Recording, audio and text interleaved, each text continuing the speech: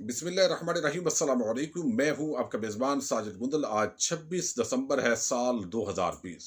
फजलुर रहमान धमकियों से मिन्नत तरलों पर आ गए हैं, मगर मौलाना शरानी और हाफिज हुसैन ने नया पंडोरा बक्स खोल दिए। मौलाना का फोन कॉल के बावजूद गड़ी खुदा बख्श में जाने से इनकार, मरियम का पीडीएम को सहारा देने की आखिरी कोशिशों का आगाज, सलीम साफी पीडीएम से क्यों मायूस हो गया है, इन तमाम खबरों और इशूज पर आज की वीडियो में हम बात करेंगे। सबसे पहले हम बात करते हैं वजीफाखोर सहाफ़ियों की, सलीम साफ़ी या दीगर इस तबका मलामतिया के सहाफ़ियों की। जब भी ये देखते हैं कि इस मुल्क के रियासती इदारे, पाक फौज और हुकूमत ये एक पेज पर हैं, तो ये इनके लिए सबसे बड़ी मौत होती है। फिर ये बयानियां बनाने की कोशिश करते हैं कि जनाब यहाँ जमहूरियत खतरे में है, आज़ादी इदारे राय खतरे के अंदर है। इस वक्त भी ये समझते हैं कि चूंकि जनरल बाजवा और इमरान खान एक पेज पर हैं, लिहाजा इसका मतलब है कि इस मुल्क के अंदर जमहूरियत नहीं है। इनको चाहिए यहाँ पर लड़ाई हो, झगड़ा हो और इमरान खान का वजीर आजम के तौर पर गिरेबान पकड़ा जाए, फिर इनकी जमहूरियत और ये सारे भाषण जो ये देते हैं ये इनके लिए अच्छा है। लेकिन इनके वजीफे, खाना पीना बंद हुआ तो ये मुख्तलिफ तरह के इल्जामात लगाना शुरू हो गए और अब ये नाउमीद होते जा रहे हैं। जितना पीडीएम के गुब्बारे से आवाज निकल रही है तो साथ ही इनकी मायूसी के अंदर भी इजाफा हो रहा है। अब ये पहले तो मशकूक हो रहे हैं पीपल्स पार्टी पर और बड़ा गुस्सा है इनको, और हामिद मीर ने तो फजलुर रहमान के हक के अंदर अजीब ही बातें कर दी और सहाफ़ी जो हमायत कर रहे हैं हुकूमत की उनके लिए तरह तरह के गलीज अल्फाज उन्होंने इस्तेमाल किए जो उन्हीं की जबान जो है वो मैं समझता हूँ जेब देते हैं। लेकिन मैं अब आपको बताता हूँ कि ये बिलावल वो कहता है, सलीम साफ़ी क्या कहता है और सलीम साफ़ी के ये अल्फाज इस पूरा तबका मलामतिया की आप समझे नुमाइंदगी ये शख्स कर रहा है। ये वो शख्स है जो सहाफत के लिबादे के अंदर इमरान खान का जाती दुश्मन बना हुआ है। इसको कोई सहाफत से गरज नहीं, कोई इसको मुल्को कौम से गरज नहीं। ये सिर्फ एक बुग़्ज़ इमरान के अंदर अंधा शख्स है जो आप पूरे 2.5 साल के अंदर देख लें, 3-4 शायद बहुत माइनर किस्म की ये अच्छी चीजें इसने हुकूमत की बयान की हो, वरना ये बुग़्ज़ के अंदर, नफरत के अंदर डूबा हुआ है। लेकिन आप देखेंगे अगले 7-8 साल भी ये बेचारा डूबा रहा तो इसका बनेगा क्या। ये कहता है कि मुझे बिलावल और जरदारी ताबेदार बनते नजर आ रहे हैं। यानी अगर हुकूमती इदारे यानी ये समझते हैं कि आप पीपल्स पार्टी को लाठ लेके इस हुकूमत के पीछे लग जाना चाहिए और ये सारा कुछ खत्म करें इनकी ख्वाहिश के मुताबिक। अब ये कहते हैं कि ये ताबेदार, चूंकि वो भी एस्टेब्लिशमेंट जो है वो सबको राम कर रही है, और वो कहते हैं कि ये जो उसने बयान दिया मुर्तजा वहाब ने, आईजी सिंध को अगवा नहीं किया गया था, पर रद्द-ए-अमल देते हुए कहा कि जनाब ये पीपल्स पार्टी और हुकूमत के दरमियान मुमकिन डील का इम्कान ज़ाहिर करता है। वो मजीद कहते हैं कि क्या अब भी कोई शक रह गया कि पीपल्स पार्टी पीडीएम के इस्तीफों और किसी और इंतहाई इकदाम के साथ जाएगी। 2 जनवरी के सरबाई इजलास में पीपल्स पार्टी इस्तीफे और धरना ना देने पर इसरार करेगी और गालिब इम्कान यह है कि नून लीग भी उसकी हम नवा बन जाएंगी। अब ये मायूसी इनकी शुरू हो गई है, जरा आप सुनते जाइए। फिर वो कहते हैं गुज़श्ता रोज वज़ीर आज़म इमरान खान की ज़ेर सदारत इजलास हुआ और उसके अंदर बात की गई फजलुर रहमान के हवाले से। मौलाना और मरियम जरदारी और बिलावल के साथ अभी से मामलात वाजे कर दें। ये फीड कर रहा है सलीम साफ़ी कि जरदारी और बिलावल को, जो मौलाना को कह रहा है मरियम को कि ये आप जरा करें, नहीं तो ये नहीं रहेंगे। बेचारा परेशान है कि इमरान खान तो अगले 8 साल भी हुकूमत के अंदर रहेगा तो इनका क्या बनेगा। वो कहता है मौलाना और मरियम जरदारी और बिलावल के साथ अभी से मामलात वादे कर दें, कहीं ऐसा ना हो कि फिर पछताते रहें। मुझे तो वो बाप बेटा भी ईमानदार और ताबेदार बनते नजर आ रहे हैं।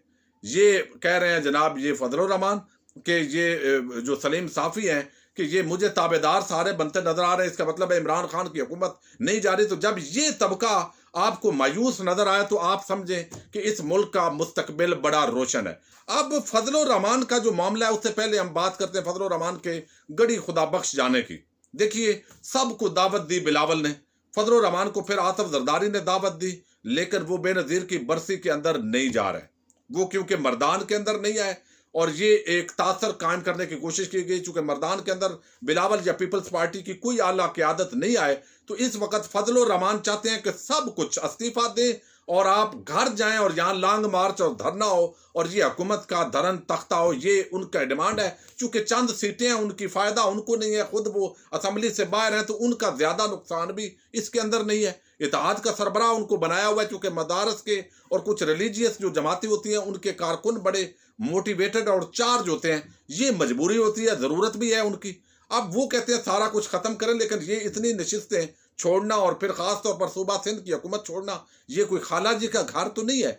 दूसरी तरफ मरियम जो है उसका चूंकि मामला है कि वो दुश्मनी की हद तक है, चूंकि उसका वालिद जो है वो इख्तिदार से बाहर है, वो इश्तिहारी है, भगौड़ा है, लंदन में मफरूर है, तो वो सारी चीजें भी उसके सामने है। खुद उसका नाम ECL में है, वो बैरून मुल्क जा नहीं सकती।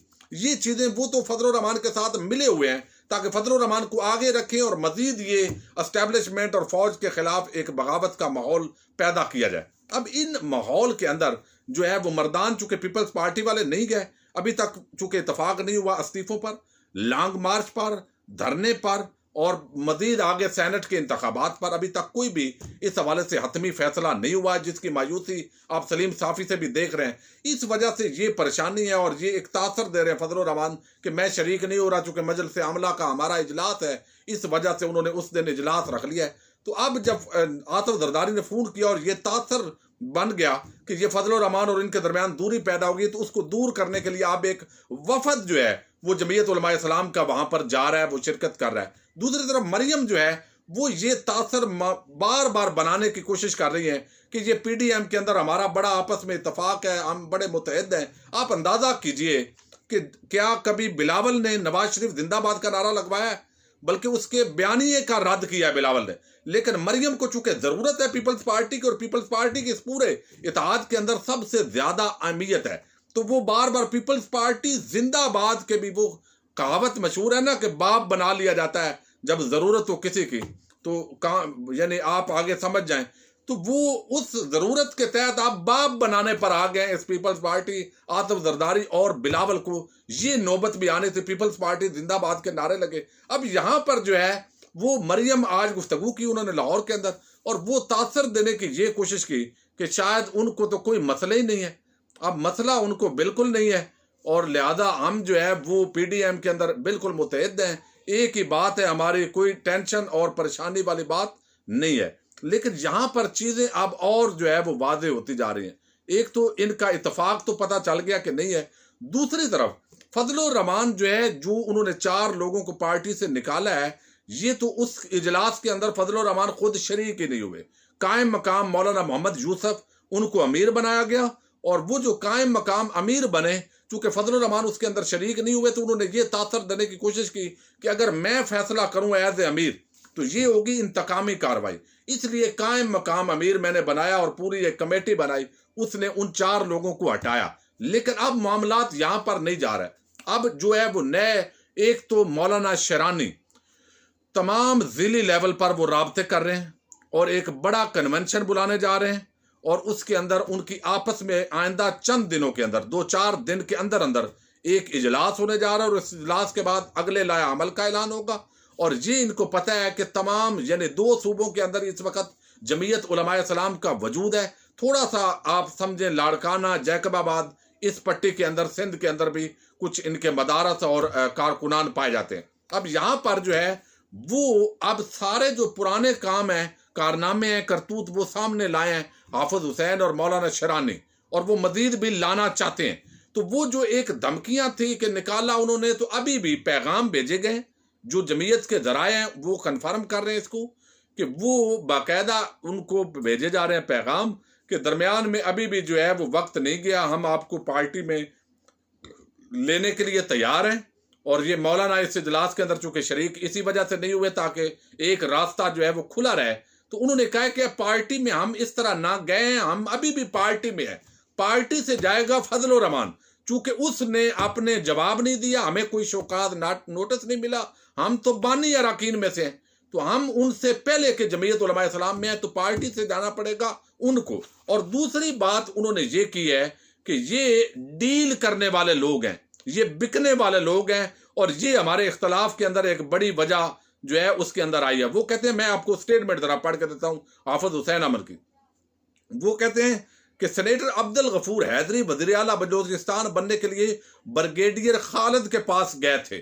ये इंकशाफ जो है उन्होंने किया। ये जो अब्दुल गफूर हैदरी कल बोल रहा था कि नैब और GHQ पर हमला करेंगे, ये एक ब्रिगेडियर के पास वज़ीर आला बलूचिस्तान बनने की भीख मांगने के लिए गए थे। हाफिज हुसैन ने कहा कि ये मिन्नत समाजत के लिए जाते थे, अब ये नैब की वजह से जा रहे हैं, मौलाना फजल रहमान पर इल्जामात हैं, तो नैब के पास जाकर जवाब दें और मनी ट्रेल साबित करें। और मजीद उन्होंने कहा है कि मौलाना शरानी, मौलाना गुल नसीब, शुजा और मलक को पार्टी से निकालने पर उन्होंने तबसरा करते हुए कहा कि हमारे 4 साथियों को JUI से डिक्टेटरशिप के जरिए पार्टी से निकाला गया और ये JUIF के बानी अरकान में से हैं। अच्छा, हाफिज हुसैन और मजीद कहना कि जहां का पीपल्स पार्टी, नून लीग और दीगर जमातों का ताल्लुक है तो ये जमहूरियत की बात करते हैं, लेकिन इनकी अपनी पार्टियों के अंदर जमहूरियत नहीं है। साथ ही उन्होंने इंकशाफ किया कि मौलाना ने चौधरी बरादरान के घर पर एस्टेब्लिशमेंट से मुलाकात की थी और नवाज शरीफ फौज को कहते हैं कि आप आएं और बगावत करें।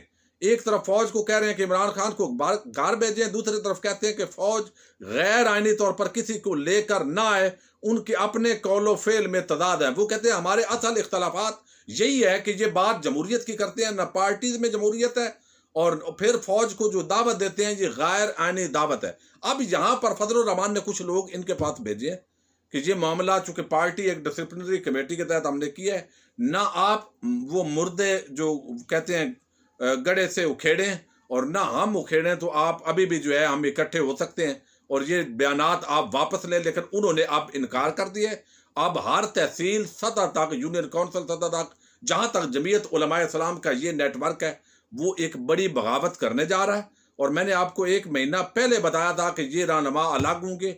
अब मैं आपको बता रहा हूं कि ये अलहदा दफातर भी कायम होने जा रहे हैं और एक बहुत बड़ी टूट फूट इस जमीयत के अंदर शामिल हो रही है। यही वजह है कि हामिद मीर जैसे सहाफ़ी वो भी इस वक्त हवास बाख्ता हो चुके हैं कि PDM की तहरीक से उन्होंने इतनी उम्मीदें लगाई हैं और उधर से फजलुर रहमान जो है वो अब नीचे गिरना शुरू हो गए हैं। तो अब बहुत सारे जो निचले लेवल के थर्ड, आप समझते हैं ना, लेवल की जो लीडरशिप है, उनके अंदर भी एक नई बगावत आप आइंदा चंद दिनों के अंदर देखने वाले हैं। अपने मेजबान साजिद गुंदल को नेक्स्ट वीडियो तक के लिए इजाजत दीजिए। अल्लाह हाफिज।